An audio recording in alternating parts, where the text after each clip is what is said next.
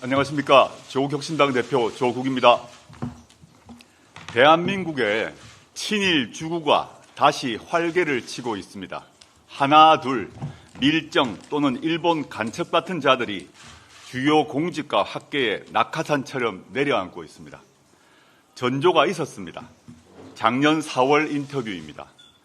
100년 전 일을 가지고 무조건 무릎 꿇어야 한다는 건 저는 받아들일 수 없다. 일본에 대해 윤석열 대통령이 한 말입니다. 윤석열 대통령 외교안보 책사로 낙가손의 야스히로상 수상자인 김태효 국가안보실 1차장은 이럽니다. 일본이 한반도 유사 사태 시 개입이 기정사실화되는 것은 평상시 대북 억지력을 증대시키는 효과를 가져올 것이다. 자위대가 주권 국가로서 교전권을 사용하지 못하는 상태에 영원히 있어야 한다는 논리는 대단히 편협하다. 김태효 차장은 대통령실이 아니라 일본 총리실에 가야 하는 것 아닙니까? 이런 발언은 차고 넘칩니다.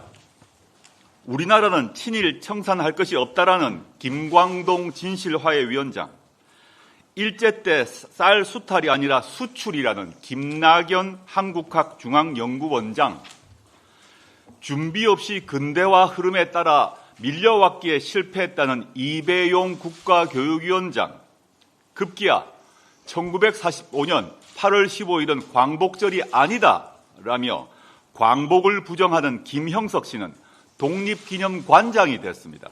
이 모두 5.18 광주민주화운동기념관장에 전두환을 임명하는 꼴입니다. 이런 의문이 듭니다. 용산 대통령실이 점검하는 공직 예비 후보자 사전 질문서에 일본 식민 지배로 조선이 근대화되었다고 생각하느냐? 류의 질문이 있고, 그렇다고 대답해야 후보자가 될 수 있는 것이 아닌지 의문이 들 지경입니다. 친일 성향이 있었던 이승만, 박정희, 이명박, 박근혜 정권도 이러지는 않았습니다. 역대 어느 대통령도 공개적으로 친일 발언을 하는 후보자를 중용하지는 않았습니다. 친일 논란이 벌어지면 오해라고 해명하는 신용이라도 했습니다. 이 정권에서는 그게 뭐가 문제냐라면서 당당히 반박하고 나섭니다. 검찰 쿠데타로 정권을 잡더니 역사 쿠데타를 획책하는 것입니까? 밀정을 국가 요직에 임명하는 자가 바로 왕초 밀정입니다. 외교부는 일본이 사도광산에서 강제노역 역사를 지우는 것에도 방치합니다. 그래서 무엇을 얻었습니까? 청록파 조지훈 시인 아들인 조태열 외교부 장관님, 대답해 보십시오. 대한제국이 존속했다고 일제보다 더 행복했겠냐라는 신원식 씨가 국방부 장관이 되었습니다. 최근 조약에 준하는 한미일 군사협정에 서명을 하고 돌아왔습니다.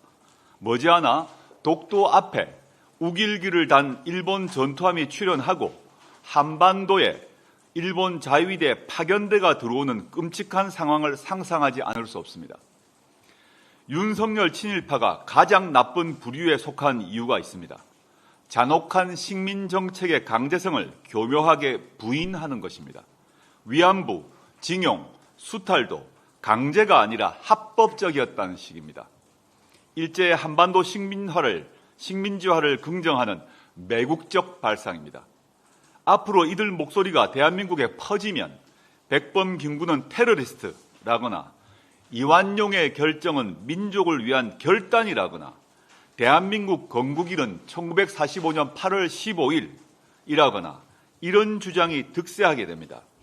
헌법에 담긴 3.1운동과 임시정부의 의미는 뒤로 밀려날 것입니다.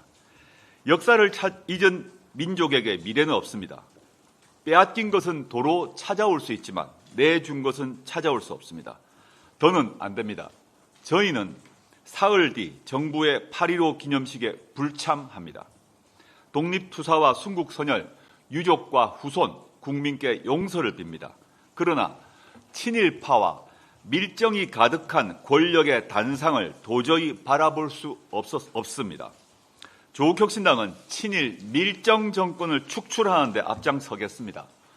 수권 정당을 향해 나아가는 과정에서 친일파 밀정을 한 명 한 명 색출해 국민께 고하겠습니다. 일제 한반도 수탈이 합법적이었다는 자들, 일제와 우리 조상은 일본 식민이었다는 자들, 조선 근대화가 일본 덕분이었다는 자들, 평생 그렇게 떠드십시오. 단 일본으로 귀화하길 강력히 권합니다.